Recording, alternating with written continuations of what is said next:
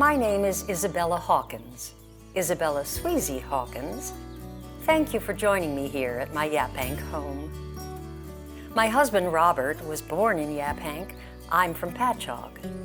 When the Long Island Railroad extended to Greenport in 1844, traveling from our home in Brooklyn Heights to Yaphank became so much easier.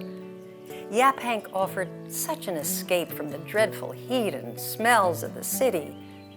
We loved the fresh air, the Carmen's River, and lovely lakes. Robert built his fortune as a merchant importing cigars and coffee. He yearned to return to Yaphank in summer, so we built this fine house in the Italianate style in 1850.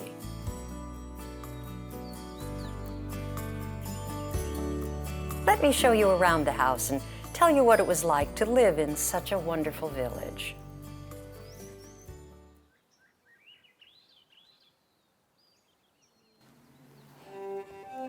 The children would always be running and playing up and down this hall, going room to room. It's hard to believe that was more than 30 years ago. Harder still to realize that most of that time was spent without dear Robert, who died suddenly when he was only 38. Yes, my heart was broken, but I had to carry on. We had 3 young daughters at the time, and our son was born a month later. I named him Robert, of course. He was such a fine boy who grew into an even finer young man.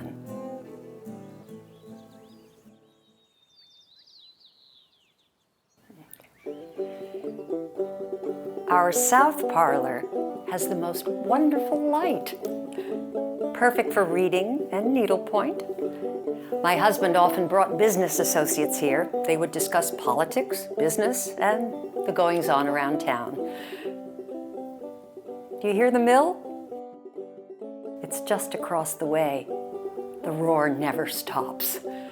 My father-in-law bought it from Mr. Homan in 1821, rebuilt it, and it has been very successful. In fact, Yaphank was called Millville until 1845. People from the surrounding villages, Coram, Middle Island, and Ridge, bring their logs to be sawed and their grain to be milled. It's made Yaphank a very prosperous village. Why, even the beams in this house were milled here.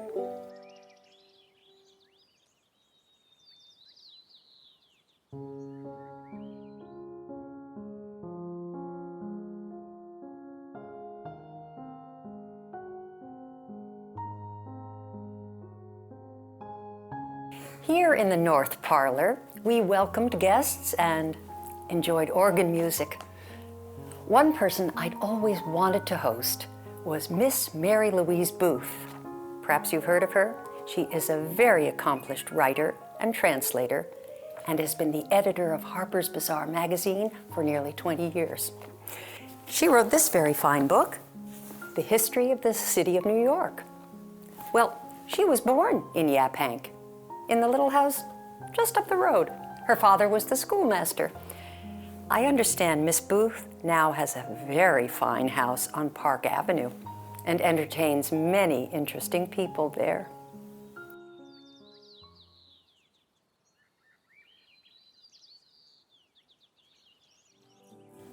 This small sitting room was once my father-in-law's domain. Some time ago, Robert Sr. lost his sight, poor dear, and my husband insisted he live with us. Robert was so devoted to his father's care.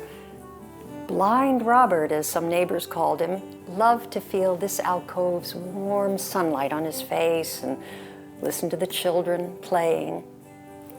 He delighted in the smells from the kitchen where he could always go get a cup of tea. When he passed, we buried him in the Hawkins family cemetery near the Sweezy Mill down at the other end of town.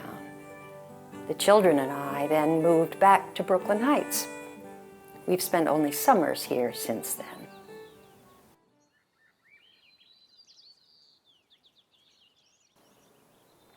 This is the room where I bore our son.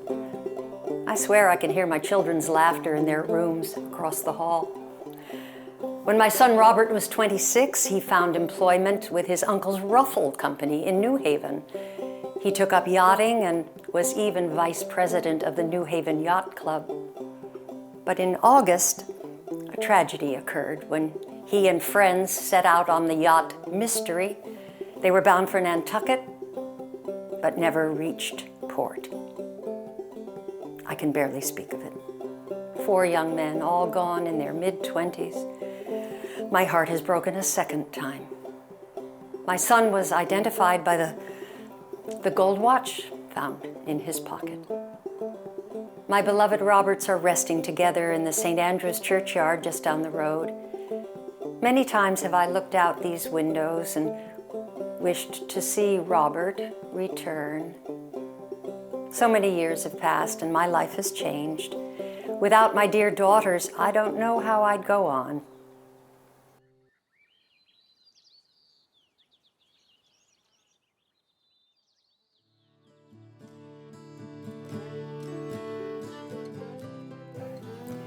The view from the children's rooms always gave us the best vantage point on the lake. From up here in winter, they would try to guess what new scripture William Weeks had carved in the ice with his skates. No one was ever a better skater or cycler than Mr. Weeks.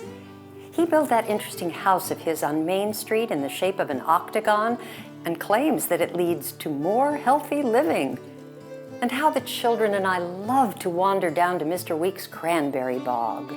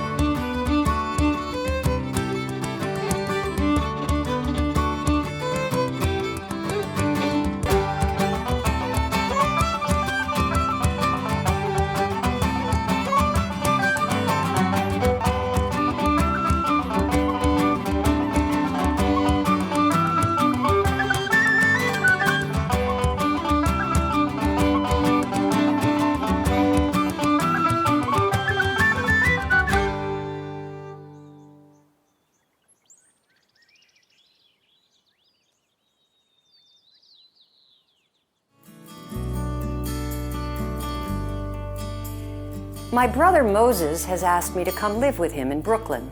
With Elizabeth and Isabella both married now, my daughter Rebecca keeps me company.